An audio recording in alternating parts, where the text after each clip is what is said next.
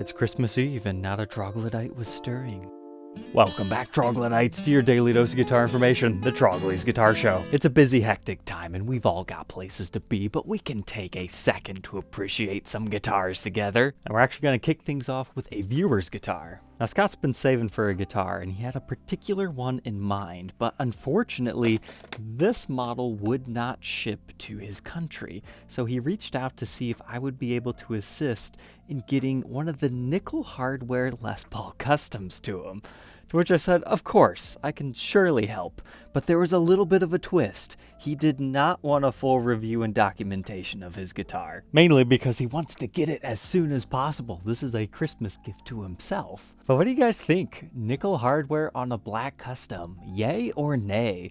For me, I really do like golden hardware, but something about this just transforms it because it makes the binding pop a little bit more in a different way. It's like sometimes if you have the golden hardware, if you have the aged white clear coat, it looks really cool. But since this is so crisp and white, it matches in a whole new way that you don't normally see on an ebony custom. So I'll give this one a quick look over for him just to make sure everything is on the up and up, but so far I would say it looks pretty nice. Even with our custom shop medallion. Hey, it actually matches for once. But this is part of the Gibson Custom Select series, so outside of doing a made-to-measure custom order, you can't normally find them outside of that. And as far as IDing an actual Custom Select series, unfortunately they don't mark them any differently. That's just their .com exclusive marketing, I think. But it looks like it's all here.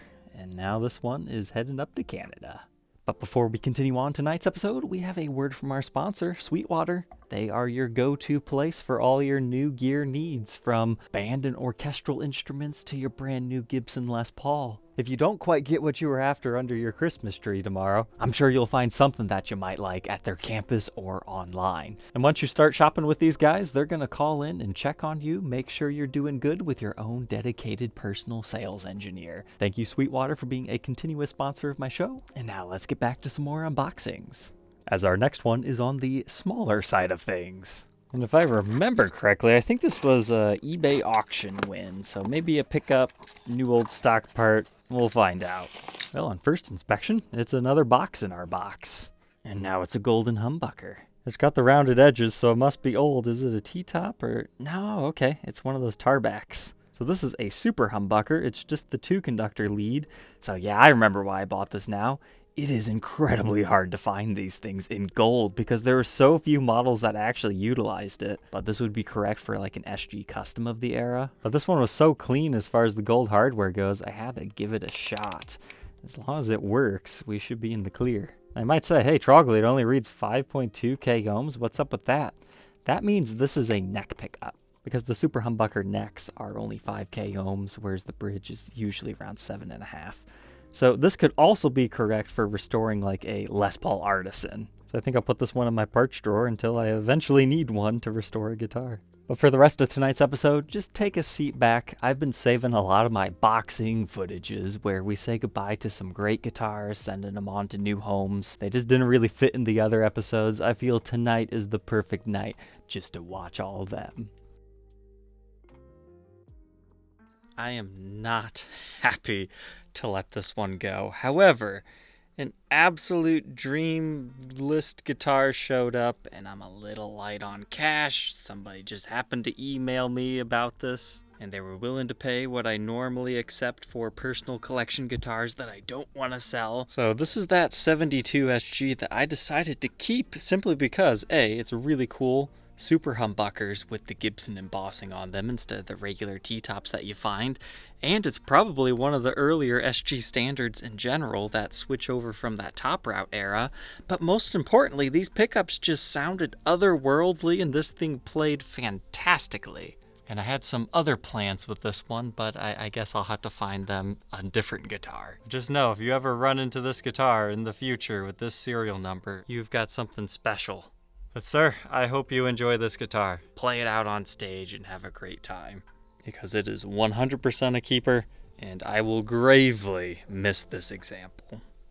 This next one has a really good story. So I bought this one locally off of a family who had this pass from the father to the son and then to the daughter. She didn't really want to sell it, but they had things that they had to take care of, and they wanted to get it to a good home and get the money quickly.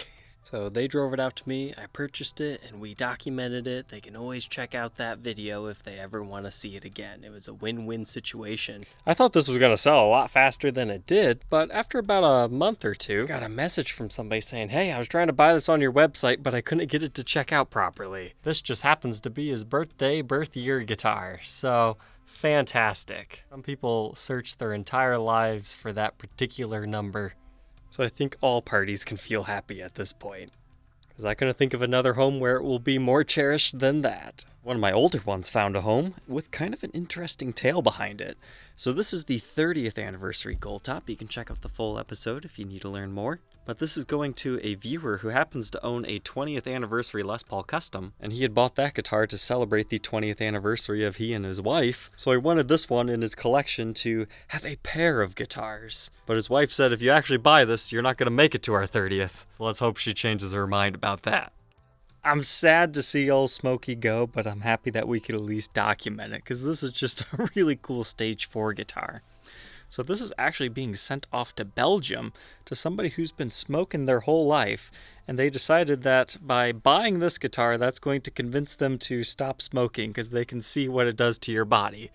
And they just thought the aging of this was really cool, and by putting it on their credit card, they're forced to stop because they can no longer afford the cigarettes. Is the gist of my understanding, but he also fell in love with this because he actually inherited an 80s Les Paul or something like that from somebody who smoked in that particular room, and he was kind of curious what he should do with it. Should he clean it or should he leave it be?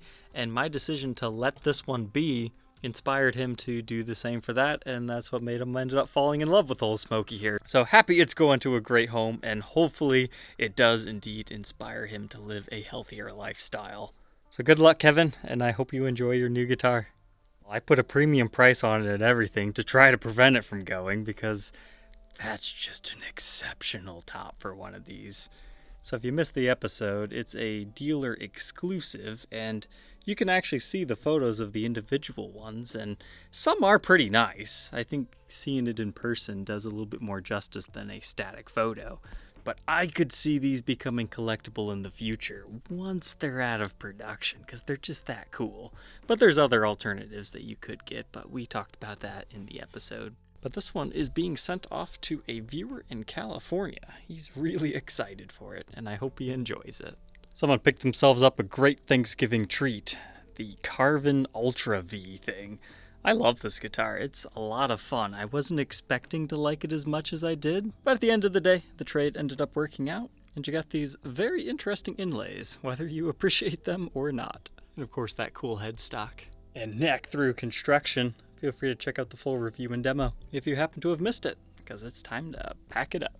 And our last one to say goodbye to. Almost everyone in the comments section was saying, keep that, keep it. And I totally 100% agree. I'm just not as passionate about the 50s era of Gibson as I am the 70s as far as like actually keeping them to collect. This was a phenomenal sounding guitar. Love those P90 pickups. And it really played nicely. I'm really glad I took a chance on this bundle purchase of a Les Paul Custom from the 70s, which I'm totally familiar with, and something way outside of my regular wheelhouse. But I think this one's actually ending up overseas. I'm not directly shipping it because I don't know anything about sites paperwork and I'm not interested in learning, but it's going to one of those forwarding services. So if anybody ever orders something and they have like this really detailed long name that has like a code behind it and it's going to Washington or Florida, usually that's a different forwarding service that can get them paperwork and things like that. But goodbye, Sweet 225. You are an awesome example. We've got a little bit more time tonight. I can update you on some of the ones that I packed up and shipped out without filming. That really cool SG Special with the figuring in the body, that one recently went out to a new home. The Gibson Challenger that we documented earlier this year that was an old eBay purchase in the silver finish ended up becoming somebody's Christmas present. I was kind of disappointed when that one went because I kind of felt like I priced that thing really cheap, but it's just one of those models that not everyone will appreciate. But in order for me to replace that guitar, I'm probably going to have to actually spend more, but at least I'll have one in cleaner shape at that point.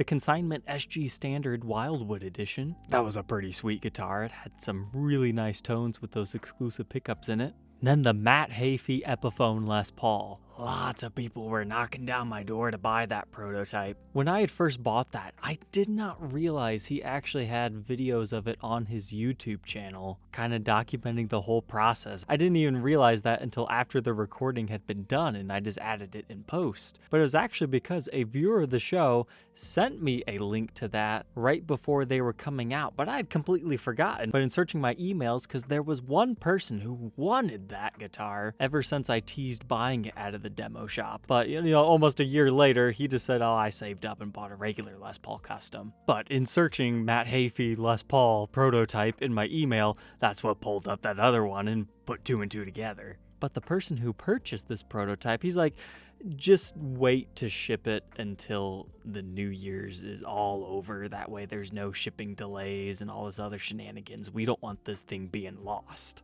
But he claims to own many a Burst's other great 50s instruments, but he said, there's something special in that one. I can tell just by the way that you played it. It's a great all-around sound. I need that thing in my collection. So that's a happy ending on that Epiphone prototype as well. All right, Troglodytes, I hope you enjoyed, and we'll catch you tomorrow on the next one. Take care.